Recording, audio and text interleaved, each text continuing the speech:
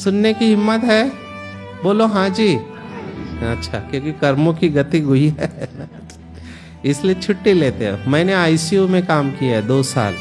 ICU समझते हैं? Intensive care unit, अति दक्षता विभाग। सीरियस पेशेंट होते हैं, kidney fail, liver fail, heart fail, इधर से नली, उधर से नली, इधर से नली, तो मल्टीपल ऑर्गन फेलियर। इसमें से 50% मरने वाले होते हैं। तो हमको पता है ये जाने वाला, ये जाने वाला है।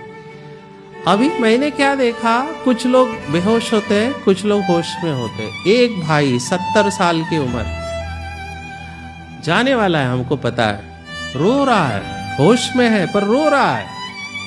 तो मुझे बहुत फील हुआ। मैंने कहा ये जाने वाला ये रो क्यों रहा है? मैं गया, मैंने हाथ घुमाया, मैंने कहा भाई साहब क्यों रो रहे हो? तो बोला मेरे को पूरी जिंदगी दिखाई दे रही है। ये लास्ट में होता है, पूरा रील घूमता है।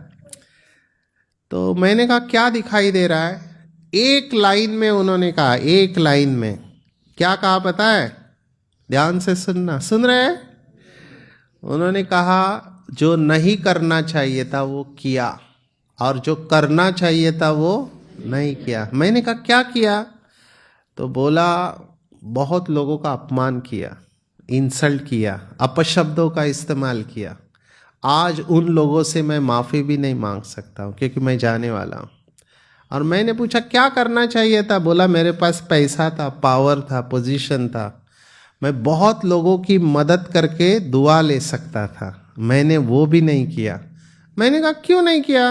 बोला अहंकार बहुत था, ईगो, और मज़ा आता था दूसरों को तकलीफ देने में।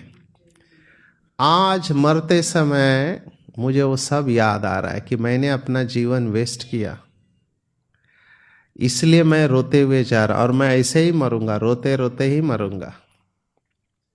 Realisation at the time of death. मेरा आप लोगों से एक ही प्रश्न है, आप कैसे मरना चाहते हो? हंसते हंसते या रोते रोते? हाँ, आई एम सॉरी। कर्म बहुत अच्छे चाहिए, लंबे समय के कर्म अच्छे होंगे ना, तभी हंसते हुए जा सकते हैं, नहीं तो मुश्किल है, क्योंकि वो सब याद आएगा।